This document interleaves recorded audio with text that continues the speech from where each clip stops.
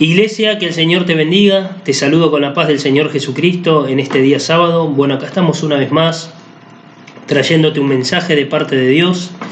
Espero que estés orando y que te estés preparando, entendiendo realmente que Cristo viene, ¿sí? Porque el Señor viene pronto. Estamos más cerca que nunca. Desde aquel momento que el Señor diga que la Iglesia anhele su regreso, la Biblia dice: y toda la iglesia diga, sí, ven Señor Jesús. Desde ese día que Él lo dijo a hoy, pasaron muchos años. Y su venida ahora realmente, mirando las señales, estamos entendiendo que es más pronta que nunca. Así que busca de Dios, santificate, consagrate de todo corazón, velá, cosa que cuando Él venga te encuentre en esa actitud prudente y sabia, ¿sí? Que habla de que realmente estás entendiendo de qué se trata ser un hijo de Dios. Búscalo mientras pueda ser hallado. Te invito a abrir la palabra de Dios en Romanos 6, verso 16. Romanos 6, 16. Antes de adentrarme en el tema de esta noche, que lo titulé El gigante de la lógica, quiero explicar, o más que explicar, repasar un concepto que es muy necesario tenerlo bien presente en nuestras vidas para saber quiénes somos.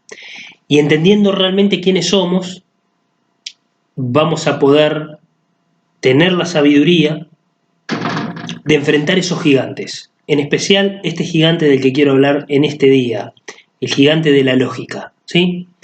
Romanos 6, 16 dice así: ¿no sabéis que si os sometéis a alguien como esclavos para obedecerle, sois esclavos de aquel a quien obedecéis, sea del pecado para muerte o sea de la obediencia para justicia? En pocas palabras, esto lo que dice es: si te sometés a la obediencia, sos esclavo de la obediencia, pero si te sometés al pecado, sos esclavo del pecado, para muerte, quiero aclararlo. Entonces, partamos de esta base. Hay una afirmación que frecuentemente, en realidad todo el tiempo, se escucha dentro de la iglesia. Y es el hecho de que Cristo nos hizo libres. Y esto es real, 100% real.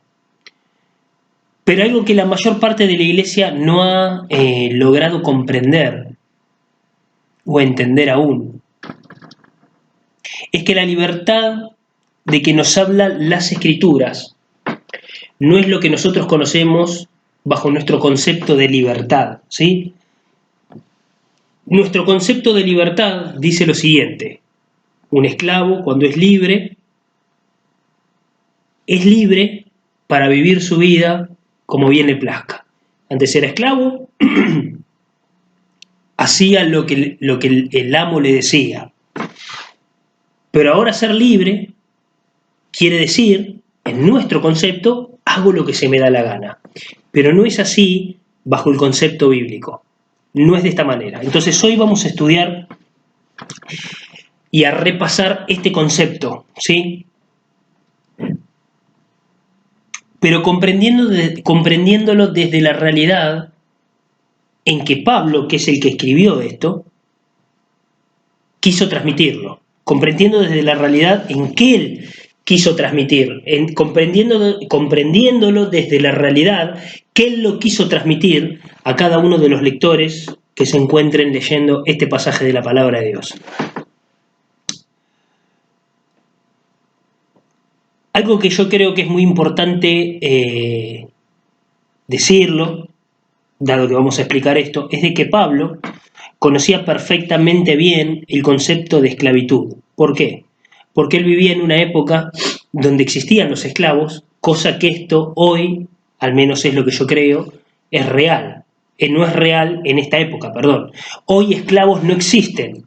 Hoy no hay más esclavos como en la época de antes. Pero en la época que Pablo escribió esto que estamos leyendo, los esclavos sí existían y eran reales. Entonces, vamos a comprender el contexto histórico en el que Pablo habló. ¿Qué era un esclavo? Un esclavo, vamos a decirlo así para que se pueda entender, era un objeto, no era una persona. ¿Por qué digo que era un objeto? Porque el pobre hombre o la pobre mujer no podía hacer absolutamente nada de lo que le placiera, sino que realmente estaba sometido a hacer lo que su amo le decía, porque él había sido pagado, él había sido comprado por un precio. Por lo tanto, le pertenecía a alguien. Había un hombre que era dueño de ese esclavo. Esa era la realidad de la esclavitud, ¿sí? Así es la realidad de la esclavitud, en realidad. Ahora,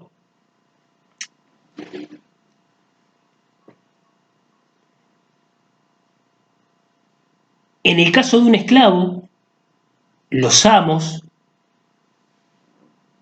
podían disponer de la vida de este hombre o de esta mujer como bien se le placiera, vamos a decirlo así. Aún tenían el poder para que, si era necesario, entregar o tomar su vida.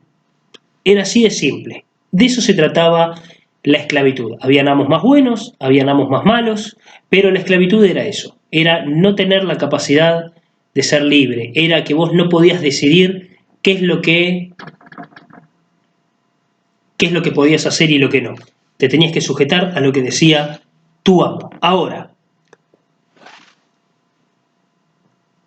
si nuestro punto de partida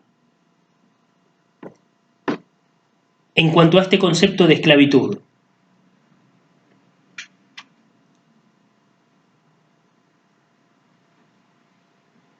si nuestro concepto de partida en cuanto a la esclavitud fuera el siguiente: Cristo me hizo libre, por lo tanto, como ahora soy libre, hago lo que se me da la gana, estaríamos parados sobre un concepto que no es bíblico. ¿Por qué digo esto? Porque bíblicamente hablando, los esclavos, y yo quiero que entendamos esto fue escrito bajo ese concepto. El esclavo, que bien vale remarcar, todo hombre en este mundo es esclavo o de Dios o del pecado, porque hay una sola verdad. La verdad dice esto: o sos de Cristo o sos del enemigo de Dios. Los que no son de Dios, la palabra de Dios, para nosotros, los que sabemos que la palabra de Dios es infalible, que no tiene error, entendemos que el que no es de Cristo pertenece al mundo, es alguien sin Dios. Si no somos de Dios, somos del otro bando. Y ser del otro bando significa estar del lado del enemigo de Dios, que es Satanás. ¿Ok? Ahora, ser esclavo y de golpe quedar siendo libre significaba lo siguiente: ahora hago lo que yo quiero, en nuestro concepto, ¿sí? En el concepto de lo que nosotros entendemos por libertad. Ahora, en cuanto al concepto bíblico, para vos ser libre de una cosa, como es el pecado, significa que te conviertas, según lo que leemos en el verso 16, esclavo de aquel que te está comprando y que te está haciendo libre de lo otro, de lo anterior, que en este caso sería del pecado. ¿No sabéis que si os sometéis, y este término es muy importante remarcarlo, sometéis, significa voluntariamente? Esta palabra significa voluntariamente. Entonces, ¿no sabéis que si os sometéis voluntariamente a alguien como esclavo para obedecerle, sois esclavos de aquel a quien obedecéis? Y después dice, sea del pecado para muerte o sea de la obediencia para justicia. La pregunta, o la primera pregunta esta noche es: ¿sos de Cristo? Entonces te hiciste esclavo de la obediencia para justicia. Pero si no sos de Cristo, sos esclavo del pecado para muerte. Pero nosotros entendemos que somos todos nosotros, y le hablo a la iglesia remanente fiel y a todo aquel que, nos escucha tal vez por primera vez.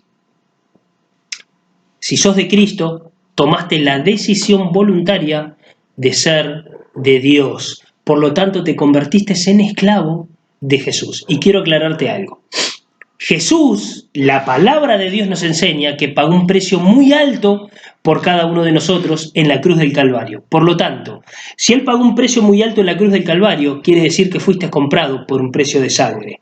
Entonces, tu libertad, como nosotros entendemos esta afirmación de la que yo hablé al principio, somos libres en Cristo, no se trata de una libertad para hacer lo que vos querés, sino de que tu libertad que pagó Cristo se trata de una esclavitud de aquel que te compró por un precio muy alto. Por lo tanto, el primer principio que yo quiero explicar antes de entrar al tema de esta noche es que fuiste comprado por un precio muy alto, por lo tanto, sos esclavo de Jesús, sos esclavo de la obediencia.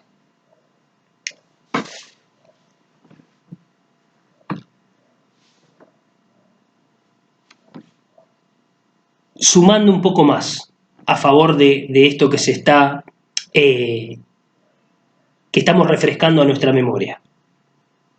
Cuando queríamos nosotros hacer lo que le agradaba a Dios, la palabra de Dios nos enseña que no podíamos porque el pecado reinaba en nuestras vidas, ¿sí? Pero ahora tenemos, según lo que leemos, un nuevo amo, que es Cristo, que es la obediencia, ¿sí? Él nos compró, por lo tanto, le debemos a Él, vamos a decirlo así,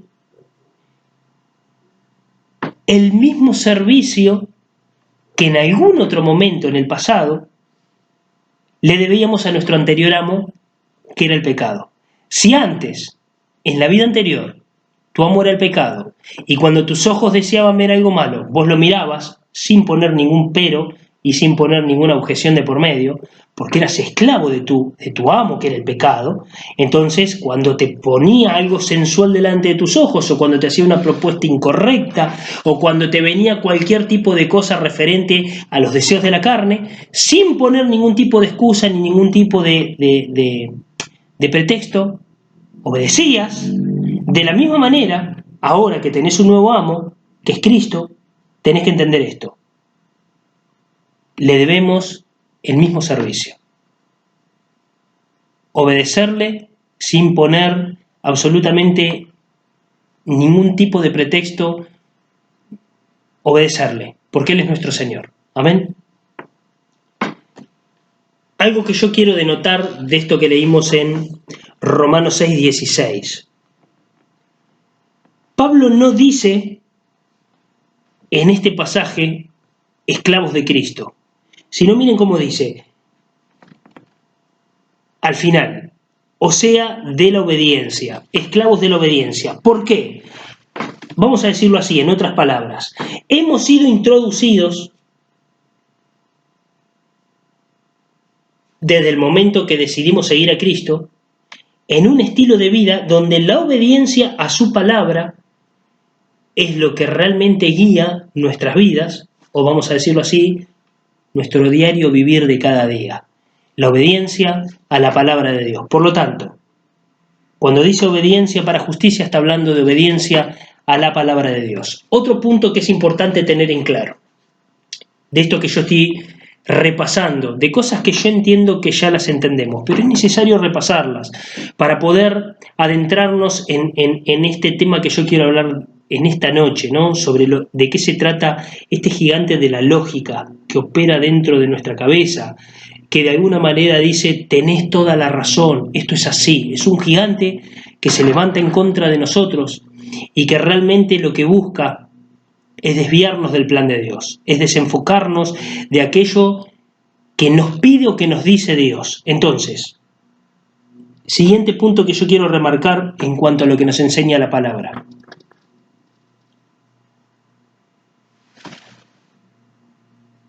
Cuando sos esclavo de alguien, no opinás ni discutís acerca de lo que se nos pide o acerca de lo que te pide tu Señor. ¿Por qué razón? Porque justamente sos esclavo de ese que te lo está pidiendo, en este caso de la obediencia. ¿Se entiende? Entonces, vamos a hacer un breve repaso. Antes eras esclavo del pecado. Hoy sos esclavo de la obediencia. ¿Por qué? Porque Jesús murió en la cruz por tu vida. Nuestro concepto de libertad es hacer lo que se nos da la gana. El concepto de libertad del que te habla la Biblia es de que antes que eras esclavos del pecado, hacías lo que el pecado te pedía, la carne te pedía. Hoy que sos esclavo de Cristo, haces lo que Cristo te pide, porque ese es el deseo de Él, porque es Él el que te compró por un precio muy alto, precio de sangre, precio de muerte en una cruz. Y como Él resucitó, es el primero en haber alcanzado la victoria de todos aquellos que deciden entregarle sus vidas a Jesús. Otro punto importante, voluntariamente te entregaste a Él. Entonces, ¿qué es lo que yo quiero refrescarte en este día sábado antes de meterme en el tema de hoy? Como voluntariamente te entregaste a Jesús y te convertiste en esclavo de Él porque Él pagó el precio de tu libertad, libertad de muerte, porque esa era la consecuencia del pecado, que mueras por siempre quedando separado de Dios, pero el amor, la gracia y la misericordia de Dios fue tan grande que murió en la cruz por tu vida, por lo tanto, pagó el precio de tu salvación. Vos, hoy como esclavo de Jesús, tenés que entender esto. Un esclavo no opina ni discute sobre lo que le pide su Señor. ¿Qué quiere decir eso? De que si no opinás ni discutís, significa que lo que Él dice se hace.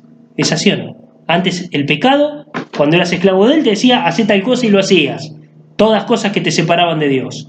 Cuando Jesús te pagó por un precio muy alto, Él dice, hacé tal cosa y voluntariamente,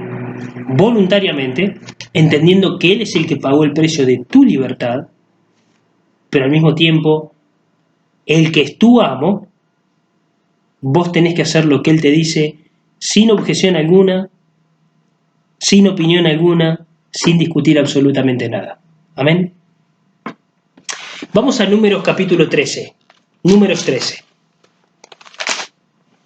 Verso 1. Números 13, verso 1. El día miércoles estuvimos viendo a través de la palabra de Dios en Números 14, todo el contexto, ¿no? Sobre cómo Dios, después de que había mandado a reconocer esa tierra que les iba a entregar, después de haber enviado 12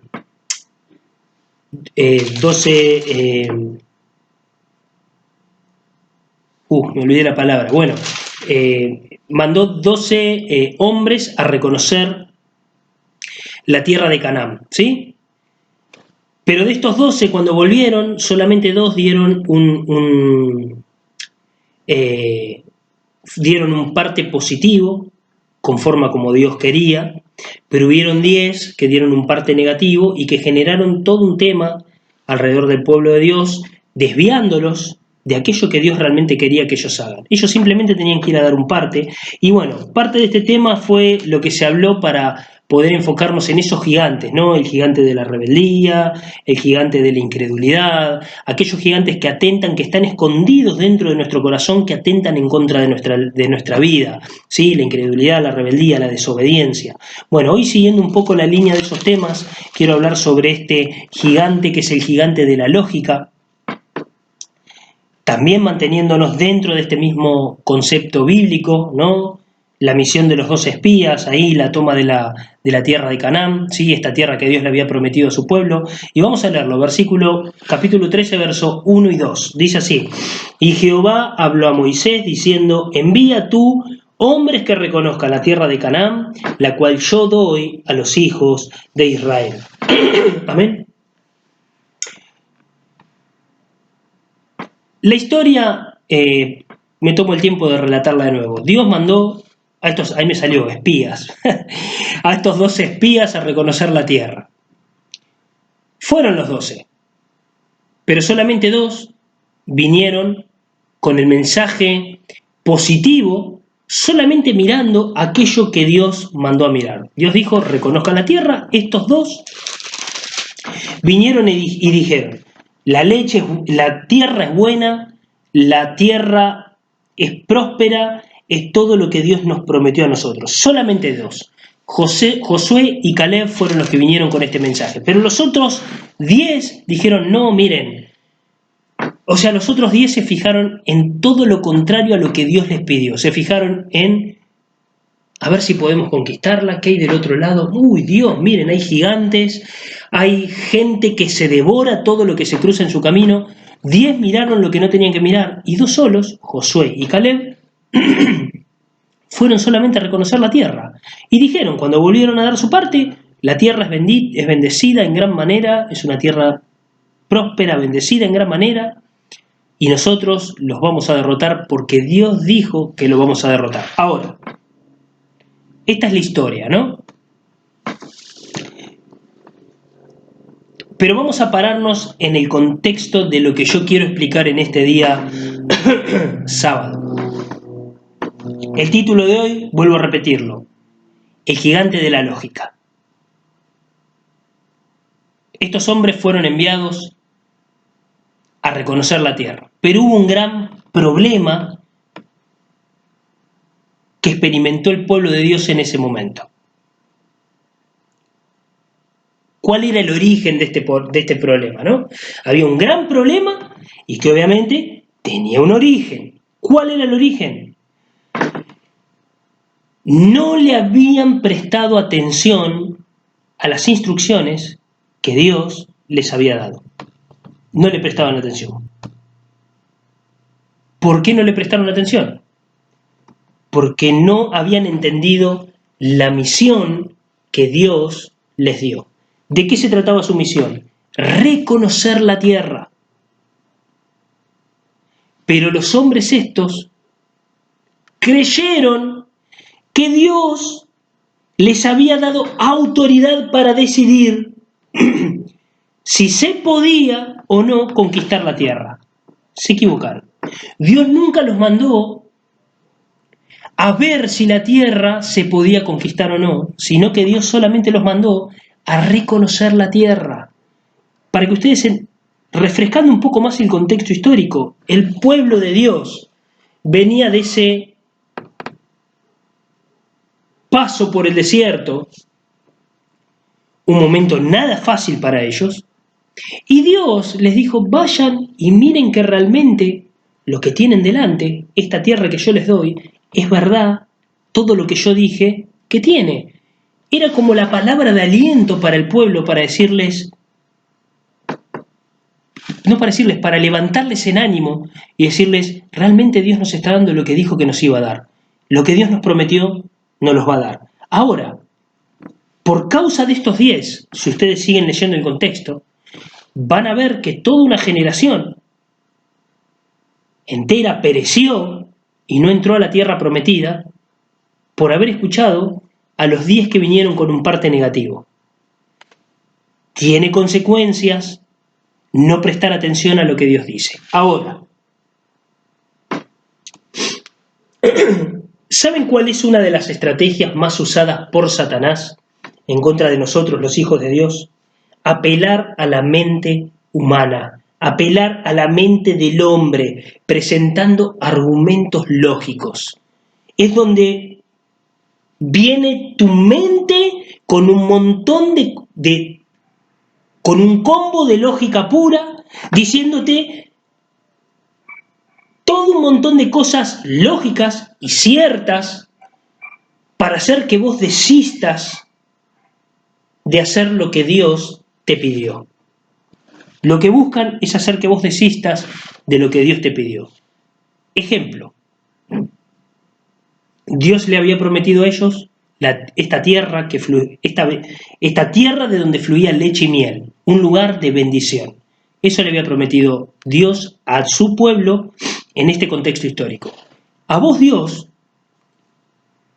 te habrá hablado en más de una oportunidad diciéndote, ese esposo duro de corazón, yo lo voy a transformar. Esa esposa difícil, que no cree, dura de corazón, yo la voy a transformar. Ese hombre que da la sensación que odia las cosas de Dios, yo voy a contestar tu oración, lo voy a transformar. Ese hijo que está hundido en los vicios, hundido en todas esas cosas que lo apartan de mí, yo lo voy a salvar. Esos padres, esos hermanos, todo un montón de promesas que Dios te hizo, que realmente ver la respuesta va a traer refrigerio a tu alma. Y te lo puedo llevar también a tu vida, ciertas cosas por las que estás luchando, por las que estás batallando a diario para poder vencer, son también esa tierra prometida de la que Dios te habló. Y no quiero dejar fuera ciertas cosas que Dios te haya prometido también. Ahora, tu lógica es la que te viene con un montón de pretextos y argumentos diciéndote, no, esto es imposible, no lo vas a poder lograr. Ahora, yo quiero decirte lo siguiente. Por eso fue que quise repasar el principio sobre que Jesús nos compró por un precio muy alto. Jesús nos compró y voluntariamente tomamos la decisión de convertirnos en esclavos de Él, porque Él pagó un precio muy alto por nosotros. Cuando sos esclavo, vuelvo a recordártelo, vos no opinás ni discutís acerca de lo que nos pide el Señor sobre qué tenemos que hacer, porque somos esclavos de Él. Entonces, nos encontramos frente a este grupo de hombres que habían recibido de parte de Dios una indicativa sobre qué debían hacer. Ellos lo único que tenían que hacer era lo que Dios les pedía. Ellos recibieron una promesa, una tierra que fluía leche y miel. Vos recibiste una promesa porque Dios en oración te dijo claramente, porque por eso orás todos los días, por eso elevás un clamor a Dios, para que todo eso se cumpla, esa oración, para que se salve tu esposo, para que se salve tu esposa, para que se salve tu hijo, tu madre, tu padre, tu hermano, tu tío. No sé cuál es tu clamor. Ahora, yo sé que Dios quiere salvar tu matrimonio. Yo sé que Dios quiere salvar tu familia. Yo sé que Dios quiere salvar tu esposo, tu esposa, tus hijos, tus padres. Pero ¿cómo vos podés recibir esta promesa? ¿Cómo vos podés recibir esta bendición? ¿Cómo vos podés recibir este milagro? Si vos, que lo único que tenés que hacer como esclavo de Cristo es no opinar ni discutir, sino solamente hacer lo que Dios te pide, ¿cómo podés recibirlo? Si lo que Dios te pide no lo pones por obra. ¿Cómo vencemos el gigante de la lógica? ¿Cómo alcanzamos eso que Dios nos prometió? La única manera es entendiendo quiénes somos, esclavos de nuestro Señor. Por lo tanto, si sos esclavo de Él, ya no servís a la carne, sino que servís a Cristo, a la obediencia, dice. Acuérdense que leímos en el verso 16, a la obediencia. ¿A la obediencia a qué? A la palabra de Dios. Obediencia a la palabra de Dios. Y así recibís la promesa. Pastor, no entiendo, ¿obediencia de qué manera? La palabra te dice que ores sin cesar. Orá sin cesar por aquellos que quieres que se salven. La palabra de Dios dice de que tenés que tener frutos. La palabra de Dios te dice de que si querés ganar a esa persona por la que estás orando, esposo, esposa, hijas, hijos, madre, hermano, lo que sea, la Biblia dice, la palabra de Dios, que tu estilo de vida tiene que ser diferente al de ellos. Por lo tanto, si ese esposo, esposa, hermanos, madre, padre o lo que vos quieras, te trata mal, tu manera de actuar, pero no porque yo te lo digo así, sino porque la palabra de Dios te lo enseña, debe ser de la siguiente manera. Si te trata mal, vos tenés que actuar como la palabra de Dios te lo muestra. Si te insultan, vos tenés que responder como la palabra de Dios te lo muestra. Orá, clamá, son todas indicativas que tenés en la palabra de Dios, como un día tuvieron una indicativa el pueblo de Dios sobre que ellos solamente tenían que ir a reconocer la tierra. Y los que la reconocieron y vinieron con el visto bueno son los que entraron más adelante, si ustedes van bien allá adelante. Pero la generación que no creyó, la que vivió su vida a su manera. ¿Por qué? Porque no entendieron de que ellos le debían a Dios sus vidas, porque fue Dios el que los libró de Egipto. Ellos eran esclavos en Egipto y Dios los libró de Egipto. Dios pagó su libertad, Él los sacó con mano poderosa. Y exactamente lo mismo hizo Dios con vos. Te libró de la esclavitud del pecado con mano poderosa y pagó tu vida por un precio muy alto, que lo pagó Jesús en la cruz. Ahora, si vos querés alcanzar lo que Dios te dijo que ibas a... Si vos querés alcanzar aquello por lo que estás orando, yo quiero decirte algo. Necesitas ser esclavo de la obediencia. ¿Saben de que Pablo en el verso 16 podría haber dicho esclavos de Cristo? Sin embargo, ustedes si van a Romanos,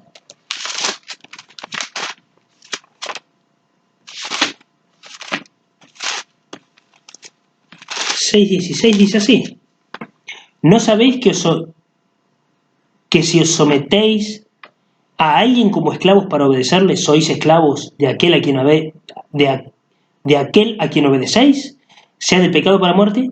Y miren cómo dice, no dice o sea de Cristo para justicia, dice o sea de la obediencia para justicia. ¿La obediencia a qué? A la palabra de Dios. Obediencia a la palabra de Dios.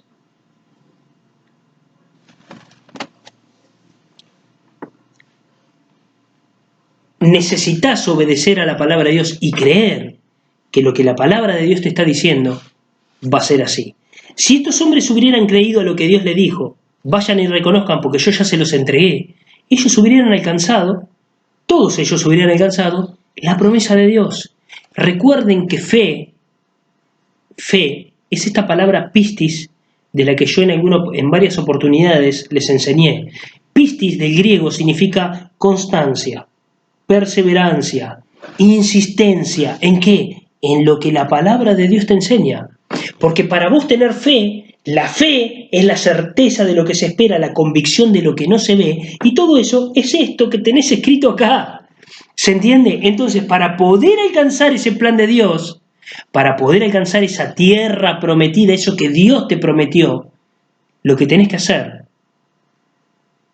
entendiendo que sos esclavo de Jesús, es no poner ningún tipo de discusión, no opinar al respecto, sino solamente obedecer lo que la palabra de Dios te dice.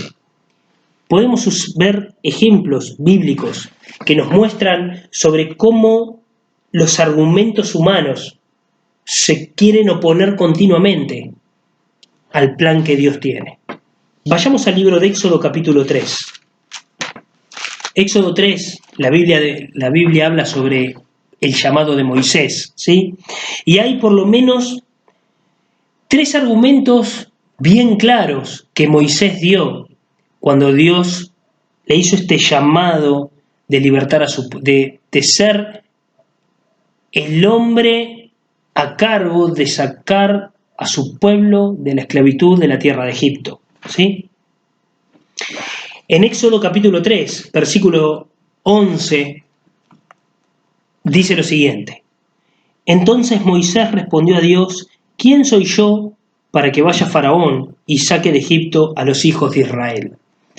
Queda bien claro que Moisés se sentía, obviamente, bajo un argumento literalmente cierto, ¿no? De que él se sentía insignificante frente a Faraón. Lo vemos claramente en la respuesta que él le da a Dios. Dios le empieza a decir lo que él iba a hacer y Moisés en el verso 11 le dice así: respondió a Dios Moisés: ¿quién soy yo para que vaya Faraón y saque de Egipto a los hijos de Israel? Estabas hablando de Faraón. Se estaba hablando del hombre más poderoso de la tierra en ese momento. El pueblo de Israel estaba bajo su yugo desde hace muchísimos años. Y Moisés iba a ir a presentarse a este hombre, encima con un cartel que decía buscado, porque estaba condenado por este pueblo, el pueblo egipcio.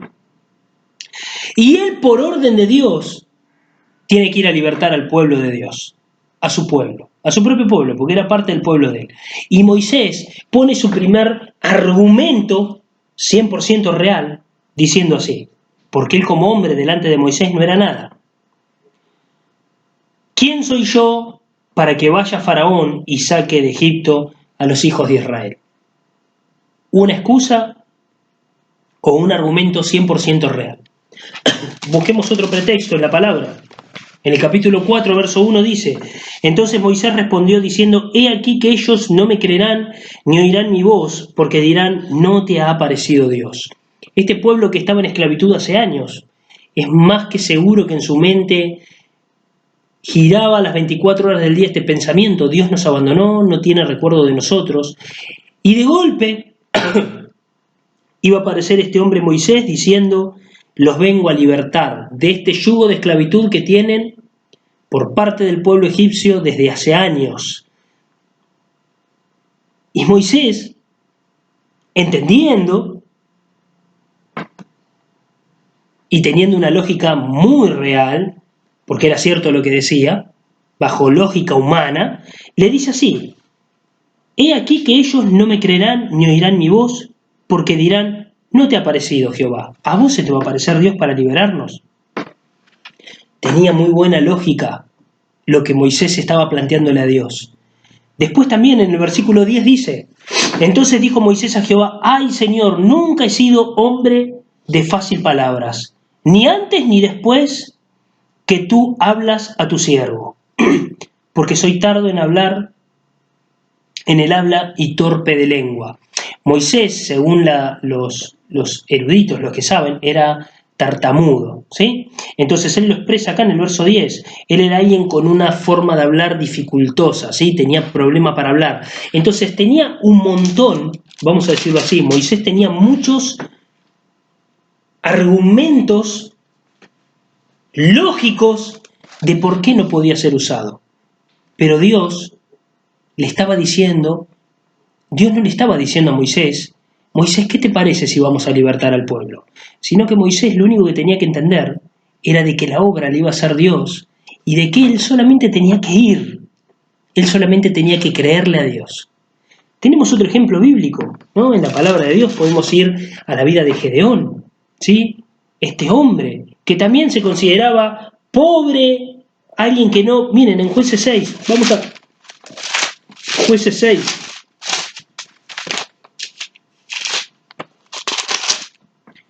Jueces 6, Dios lo llama a Gedeón y comienza a decirle todo lo que él iba a hacer. Y Gedeón pone su excusa. Verso 15. Jueces 6, verso 15. Entonces le respondió: ah, Señor mío, ¿con qué salvaré yo a Israel? He aquí que mi familia es pobre en Manasés y yo el menor en la casa de mi padre. En pocas palabras, él lo que estaba diciendo era lo siguiente: Señor, yo soy pobre, soy insignificante. ¿No te parece que es lógico que hay hombres hay hombres que realmente van a alcanzar ese nivel de hombre que vos necesitas para hacer esto?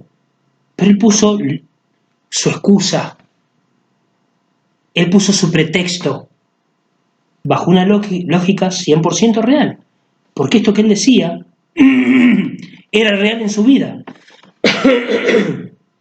era real. Podríamos hablar de muchos más.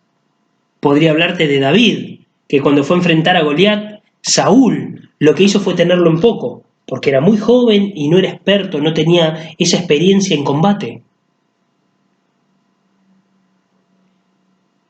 En fin, la vida espiritual no se basa en lógica humana. Es la lógica del hombre.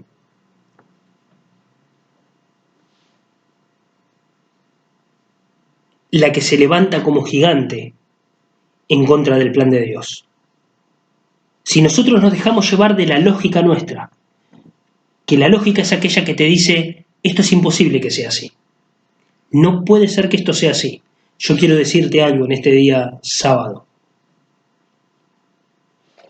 Es Dios el que dice cómo tenés que hacer las cosas.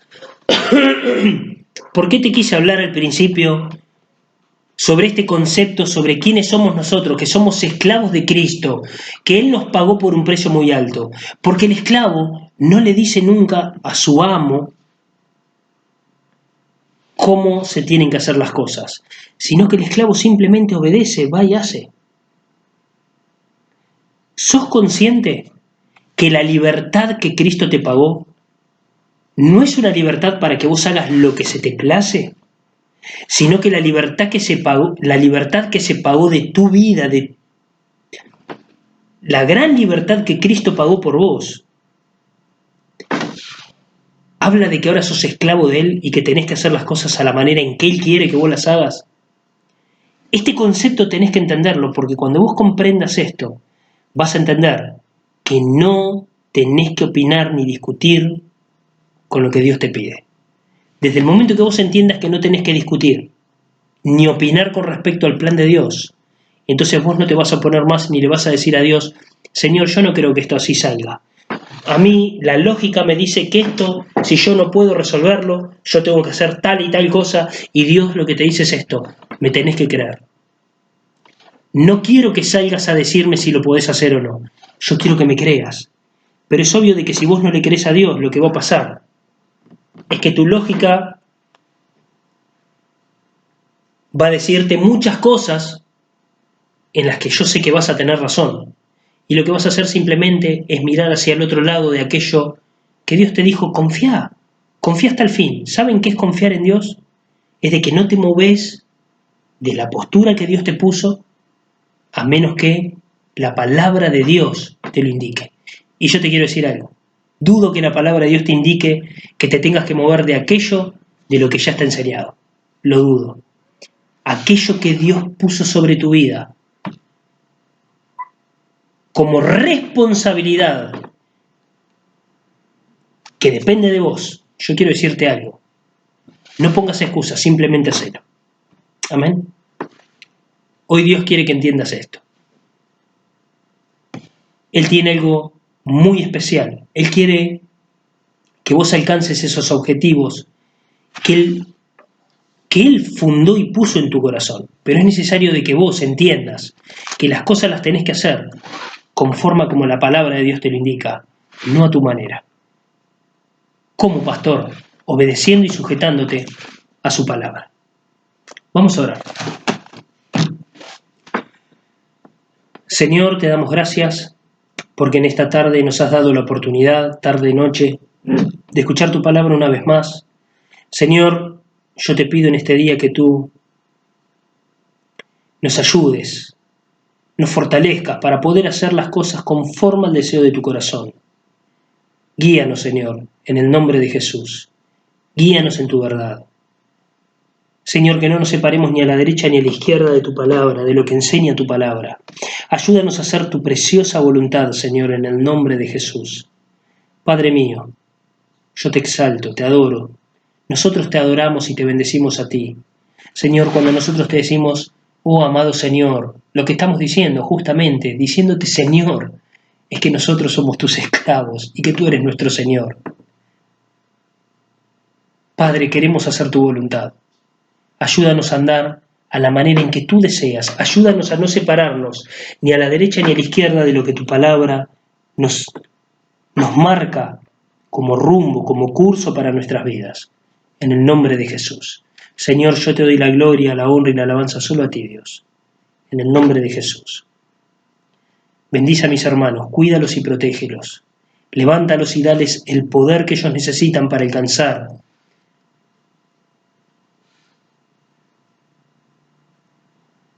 aquello que es el deseo de tu corazón, Señor. En el nombre de Jesús. Los pongo en tus manos. Guárdalos, cuídalos. En el nombre de Jesucristo. Amén y amén. Que Dios te bendiga grandemente. Te saludo con la paz del Señor Jesús. Y te recuerdo lo que te recuerdo al final de cada reunión. Maranata, Cristo viene. Prepara tu vida, búscale con todas tus fuerzas. No mires hacia atrás. Todo esto que alcanzaste de la mano de tu Señor vale muchísimo. Cuídalo, como dice la palabra. Retén lo que tienes para que nadie se robe tu corona. Que Dios te bendiga. Paz.